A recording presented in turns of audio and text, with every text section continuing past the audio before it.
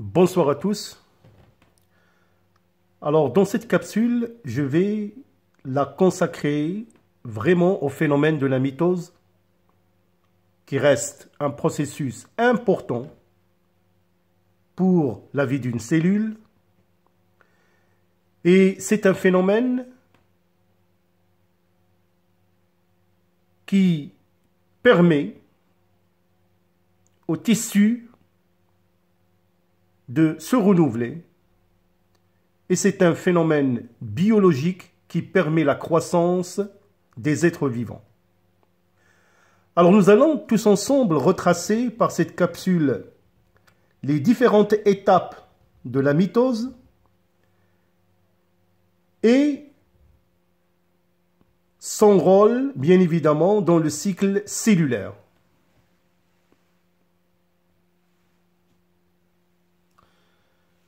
Alors là, on peut observer, bien évidemment, une cellule en division. Alors, vous pouvez parfaitement voir sur le schéma un stade de la mitose qui est l'anaphase, reconnaissable par chaque lot des chromosomes migre vers un pôle de la cellule.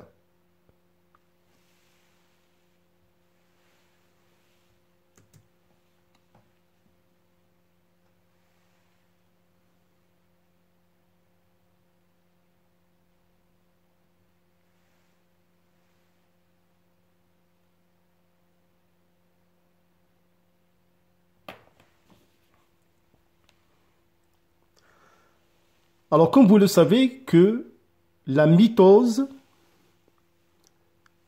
constitue bien évidemment une partie du cycle cellulaire. La plus grande partie de ce cycle est composée par l'interphase, au sein de laquelle nous allons voir par la suite, composée par une phase G1, une phase de croissance, une phase S, phase de réplication de l'ADN, et une phase G2, qui correspond à cette partie, avant que la cellule, bien évidemment, entre en mitose. La phase G2, c'est une phase aussi de synthèse. Alors là, on peut parfaitement voir une cellule pendant la prophase, une cellule qui se prépare à l'état de la métaphase,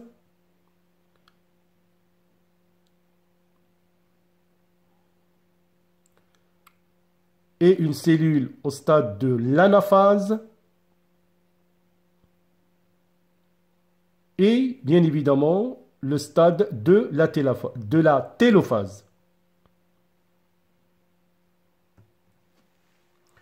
Alors donc, nous allons bien évidemment détailler chaque phase et déterminer de près quelles sont les caractéristiques de chaque partie citée précédemment.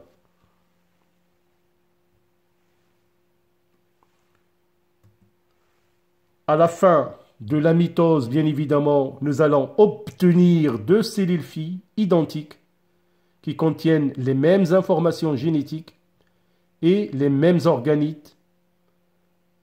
Alors, ce processus, il est capital, comme je vous ai dit, dans la vie des cellules et chez les êtres vivants, qu'ils soient eucaryotes ou bien procaryotes. Alors, comme je vous ai dit que le cycle cellulaire est composé par la partie que nous allons aborder dans ces différentes phases, à savoir la mitose, la phase G1 qui correspond à une phase de synthèse, la phase S qui correspond à la réplication ou duplication de l'ADN, et la phase G2, une seconde phase de synthèse. Alors on peut noter que pendant la phase G1, la cellule va croître en taille, va procéder à des synthèses de protéines, des ARN.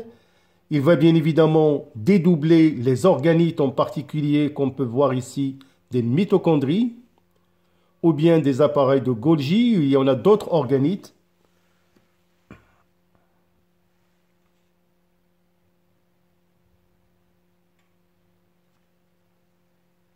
Alors pendant la phase de S, on assiste à la duplication de la molécule d'ADN.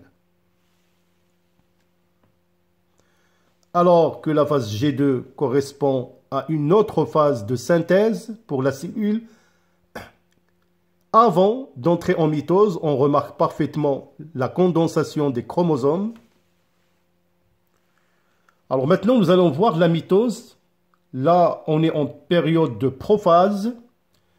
Vous pouvez parfaitement voir la condensation des chromosomes, les pores nucléaires, constituant bien évidemment la membrane nucléaire qui va disparaître, formation des centrosomes qui vont se transformer en astères et qui vont former le début du fuseau achromatique.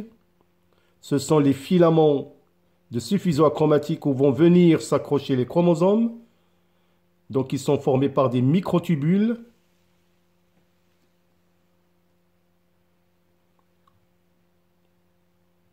Alors, chaque chromosome se fixe au fuseau achromatique par l'intermédiaire du centromère. Alors, donc, en formant bien évidemment la métaphase, en formant la plaque équatoriale.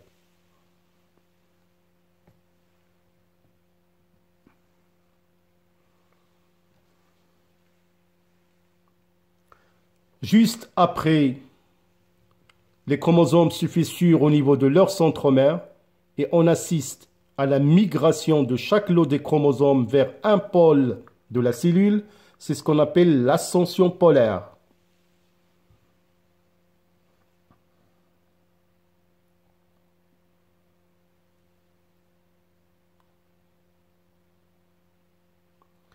Juste après le stade de la télophase, alors nous allons assister à une déspiralisation des chromosomes, disparition des astères, formation du nucléole et formation de la membrane nucléaire, décondensation des chromosomes qui vont se transformer en chromatine diffuse. Alors par la suite, là il s'agit d'une cellule animale, nous allons assister à un étranglement équatorial qu'on appelle la sidodyrèse, pour former deux cellules filles identiques à la cellule mère.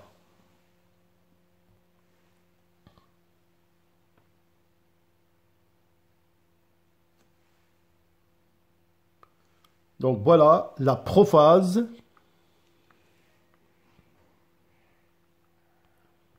Donc une étape qui précède la métaphase, qui permet l'établissement du fuseau achromatique. La métaphase,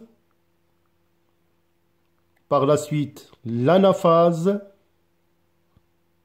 et enfin, bien évidemment, la télophase qui est le quatrième stade de la mitose.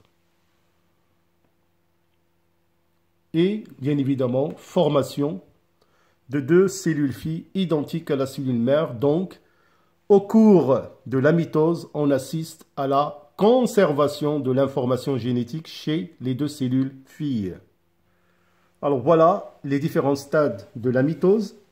Alors pour vous mes chers élèves, donc vous êtes censés connaître ces 4 phases, mais l'essentiel c'est de savoir les déterminer quand vous aurez bien évidemment à analyser des documents où il y a des schémas qui présentent les différents stades de la mitose. Voilà, donc merci à vous et à bientôt.